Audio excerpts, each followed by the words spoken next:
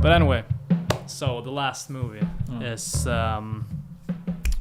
The last movie is Revolver. Revolver by Guy Ritchie. So Revolver, the one thing I want to say first about the film is that it's exquisitely shot. Yeah. I think it's a really beautiful film in many ways. I actually do think that Jason Statham does a pretty good job. I mean, usually he doesn't have like the widest range as an actor. No. But he did something different here, and I really enjoyed watching him play. I also, of course, enjoyed Ray Liotta's performance. Rest in peace. Yeah. He passed away pretty recently. Yeah. And I actually think this is one of his best performances, really, in the films I've seen with him. I mean, Goodfellas is like his... Of course, the number one. Yeah. But I think he's really good in this movie also. Yeah, he's really good. And actually, that's one of the things that I thought about with this film was that I think maybe that Jason Statham character gets a little too much airtime, I think, in this film. Because I do think that Ray Liotta's character is more interesting. Yeah, I do. And it would have been interesting to see a film that focused more on him. There was some pretty fun scenes as well, like the scene where Ray Liotta criticizes the explanation that one of the characters had about someone dying. Like he mockingly they make like a joke scenario that isn't real of how like Jason Statham character that's a great scene. Kills like a bunch of people, and it's made for a comedic effect. And I thought that was a really fun scene. That's a really good scene. Yeah, I agree. And I remember watching this film the first time. I also really enjoyed the scene with the serial or not serial killer, like the contract killer. Sorter. Yeah, Sorter. Like played by Mark Strong, I think is his name. Yeah, like the montage where he like kind of offs an entire army of people. Yeah. Haven't seen that again, with the digital zoom-ins. Not a huge fan, but still pretty cool, and it's nice to see that kind of retribution in that scene as well. It's an interesting concept, like this really grim killer who finally has like a sense of morality. Yeah, exactly.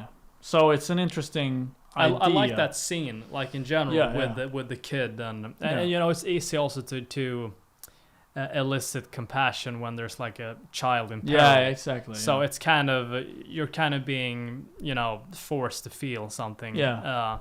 But I like that scene, and I thought like it too. I thought in a film that kind of suffers from a lot of slow scenes or a little bit like comatose scenes. I thought that scene was a refreshing variety, like nuance, a difference in the whole story. But in terms of what I didn't like about the film, I thought it was too long. I think it was it wasn't even 2 hours. I thought it was it was like 110 minutes or something like that, so almost 2 hours. But it felt like over 2 hours, according to me. I know the film has received some criticism also for being kind of mumbo jumbo, like they're trying to be maybe trying to be smarter than they really are. I didn't really mind that per se, but I thought the film was kind of boring, to be honest. It looked more exciting and entertaining than it really was, I feel.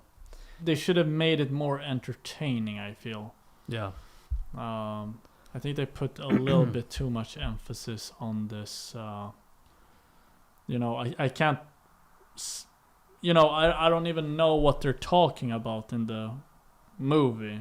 So I can't really discredit it either because I don't really know what the subject matter is. Yeah. But I think they put a little bit too much emphasis on it. When it's a crime movie, essentially, or that's the impression you get.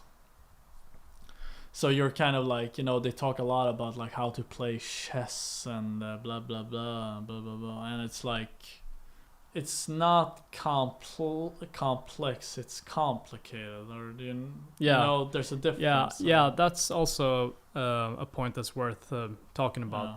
Because I had a hard time following the story as well. I had a hard time following, and also I wasn't very interested after a while to follow either. No, exactly. I felt the same thing. Yeah. Another incredible scene in Revolver, or maybe not incredible, but I think it's really well made, is the scene where there's an assassination attempt at Ray Liotta's character at that restaurant. That's a good scene. Yeah, I agree. And they try to protect him. Yeah. But I think, so there's a lot of things. I think if they would have cut it a different way, it would become a really good movie. And focused on Ray Liotta, his character, I think. And I think they did a recut of it. Oh yeah. Since it tanked so much. Yeah, I think that was the one we saw. Oh, the recut version? That was the one we saw? Because maybe then they should cut it even more. Or maybe, I don't know. I'm not sure. Yeah. But you're right, there are 2 cuts of this film. Mm-hmm. And that's kind of a warning sign.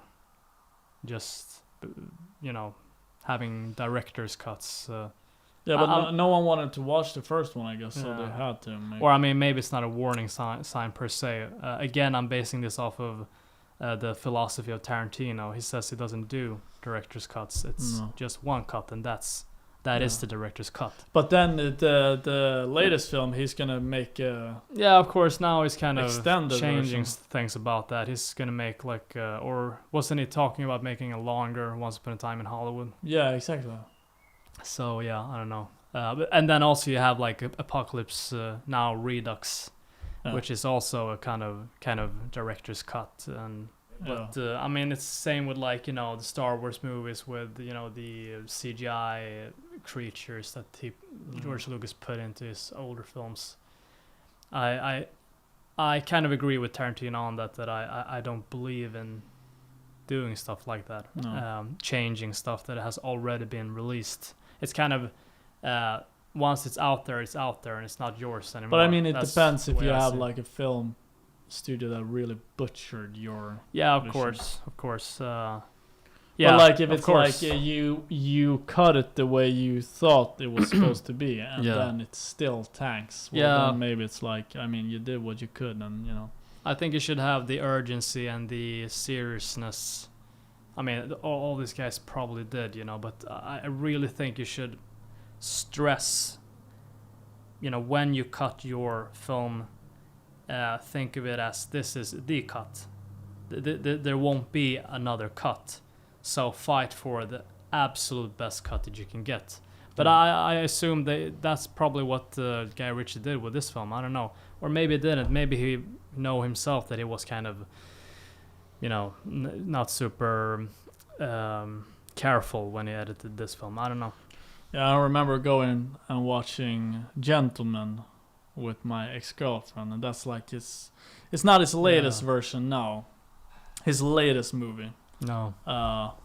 But I remember watching it, and the kind of sloppy liberties he takes in that movie is kind of for example, it starts with Matthew McConaughey getting shot, or you think he's getting shot in the head. And I think that's kind of a promise you make when you shoot a scene like that. But then it makes this ultimate Marvel, Hollywood, I'm talking about mainstream Hollywood movie trope, where for this entire movie you've been thinking that he was supposed to get shot in the head. Yeah. But then it turns out that, no, it was the guy who was planning on shooting him. They got shot in the head. And then the story just keeps on going. But I think that's such a lame thing to put in the movie. I haven't seen that film, but Tarantino would never do that. it all comes back to Tarantino. Exactly. But that's the thing with us. It all. No, but Kubrick would never do that either. Oh yeah, of course. You have to have this edge. I feel as a filmmaker, where if you say that person's gonna die, they're gonna fucking die. That's you're gonna a promise you do to the audience. Yeah.